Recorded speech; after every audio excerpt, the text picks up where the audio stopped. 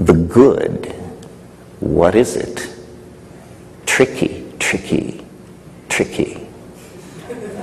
The true, what is it? Trickier, even trickier. The beautiful, what is it? Easy to discern. The beautiful is easy to discern. You are going to be condemned to live out the consequences of your taste. Really, really. And if you have no taste, God help you, because you are self-condemned to an appalling nightmare.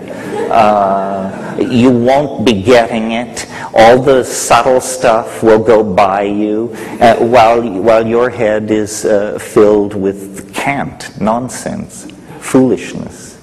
So again, the metaphor of the dream and of making choices based on beauty, and beauty is downloaded into the human cultural milieu largely through dreams. Other ideas may also come in dreams, but I think studies have shown that architects, designers, people who are actually at the top of the pyramid in any design process are very aware of their dreams, their reveries, their insights. So that's the way to set the compass, not toward truth, not toward the good, not because these aren't fine things, but because they're so slippery, but toward beauty. And with that in place, to my mind, hope follows as a natural consequence. We talk a lot, and I'm sure there are people in this room who are well versed and connected into the world of virtual reality, which is a very hot topic and may have all kinds of implications for our future and the evolution of consciousness. But it's worth pointing out that we have been making virtual realities for a very, very long time. That language, spoken language, is the original code for hacking virtual reality. And when you sit the children down around the fire and begin to tell the old stories and the pictures rise out of the flames, that is virtual reality. And so is, and this is the point I want to make, so are all the artifacts, all the impedimentia of human existence.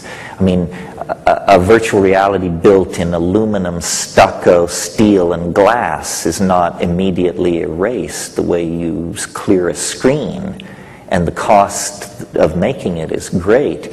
But was a virtual reality. The Agora at Athens, ancient Rome, Canterbury Cathedral, these are virtual realities.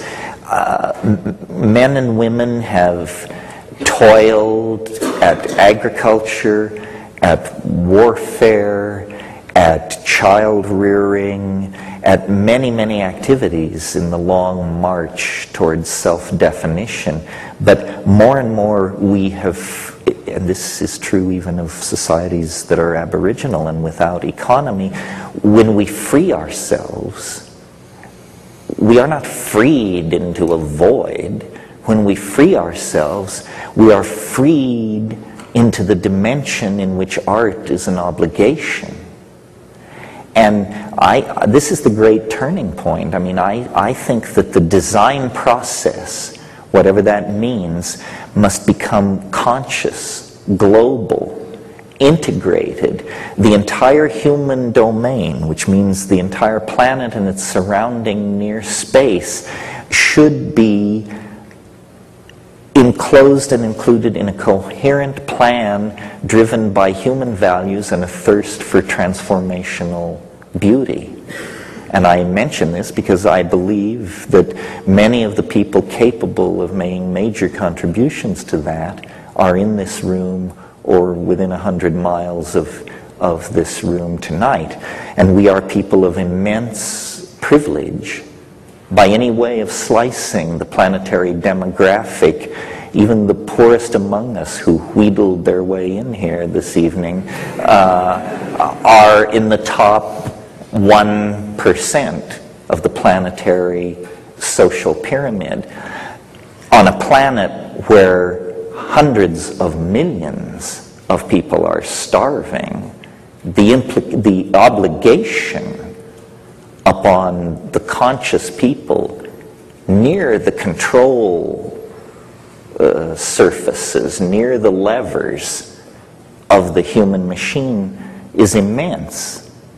So with freedom, and I know this is a cliche, but hopefully not in this context, with freedom of that sort comes enormous responsibility.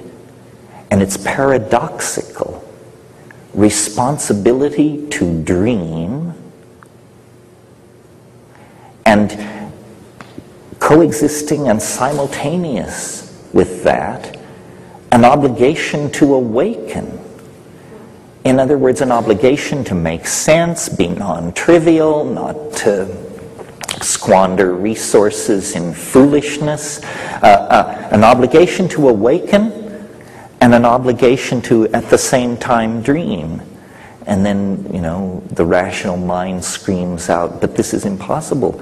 This is paradox.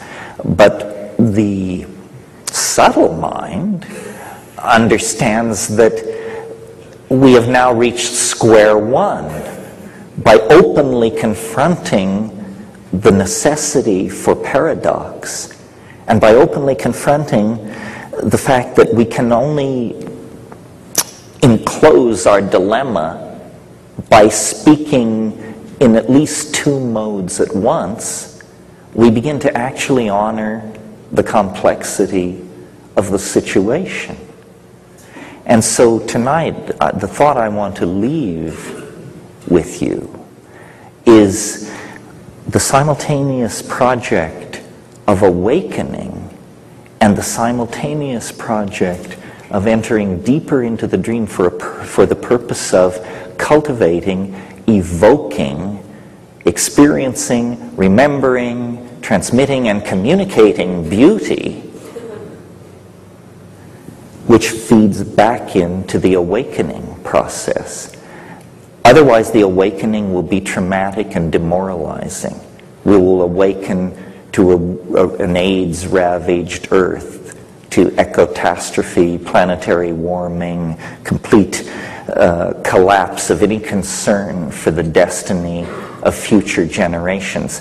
This awakening must not be disempowering.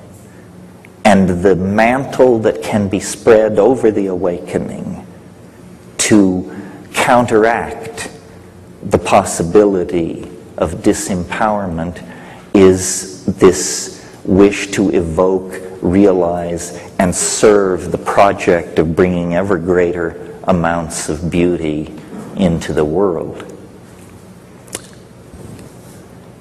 I think that's the end of the formal lecture here this evening. Thank you very much. I didn't say, we will have an intermission of about 20 minutes, so you can, what do you say? And then we will get back together and undergo the more creative process and the more organic part of the evening, which is Q&A. And for those of you who can't stay for that, I appreciate your attention and your concern. And thank you all very much, and we'll assemble here in 20 minutes.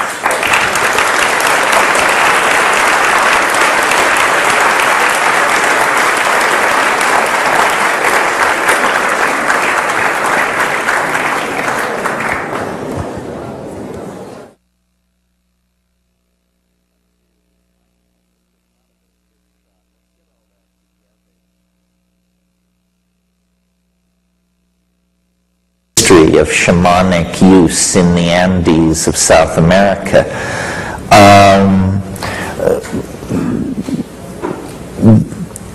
People you can be a strict constructionist in the matter of psychedelics, or you can cast your net widely.